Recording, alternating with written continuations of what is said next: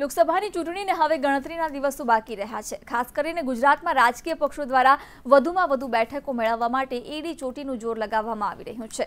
લોકસભાની બેઠક પર ભાજપ સામે મોટું માથું ઉતારવાના કોંગ્રેસના ગણિતમાં ખોડલધામ ટ્રસ્ટના પ્રમુખ નરેશભાઈ પટેલના પુત્ર શિવરાજનું નામ ચર્ચાઈ રહ્યું છે। નરેશ પટેલ અને પરેશ દાણાની વચ્ચે બંધ બારણે બેઠક પણ યોજાઈ હતી। કોંગ્રેસની મથામણ, રાજકોટ લોકસભામાં શિવરાજને ઉતારવા ગતિવિધિ।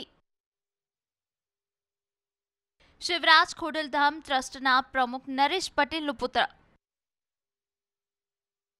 રાજકોટની બેઠકનો ચૂંટણીનો ચમકારો કે ગરમાવો? શિવરાજ ચૂંટણી લડે તો કોંગ્રેસ માટે સુવર્ણ દિવસ। કોંગ્રેસ શિવરાજને મેદાનમાં ઉતારે તેવી ખોડલધામમાં ચર્ચા। જેમ જેમ ચૂંટણી નજીક આવી રહી છે તેમ તેમ રાજકીય પક્ષો એક બાદ એક પત્તા ખોલવાના પ્રયત્ન કરી રહ્યા છે, જે બાદ પુત્રને લડાવવાની ચર્ચા તેજ બની છે। કોંગ્રેસ નરેશભાઈના પુત્રને મેદાનમાં ઉતારે તેવા તર્ક વિતર્ક સાથેની વાત ખોડલધામમાં પણ ચર્ચાઈ રહી છે। જો શિવરાજ પટેલ મેદાનમાં ઉતરે તો સૌરાષ્ટ્રની અન્ય સીટો પર પણ ફાયદો મળે તેવું કોંગ્રેસનું ગણિત છે। એટલે કે હવે કોંગ્રેસ પણ ભાજપ સામે દાવ ખેલવાના મૂડમાં છે। સૌરાષ્ટ્ર અને સુરતમાંથી ભાજપ પાસેથી લોકસભાની જેટલી વધારે સીટો આંચકી લેવાય તે માટે કોંગ્રેસે કવાયત હાથ ધરી દીધી છે।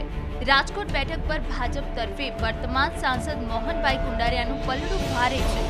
રાજકોટ બેઠક પર લેવા પાટીદાર મતદારો બમણા જેવા હોવાથી લેવા પાટીદાર સમાજનું મોટું માથું ઉતારવાની વેતરણમાં છે।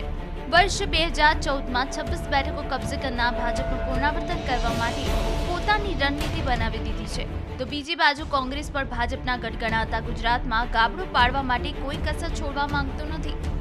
બ્યુરો રિપોર્ટ, મંતવ્ય ન્યૂઝ।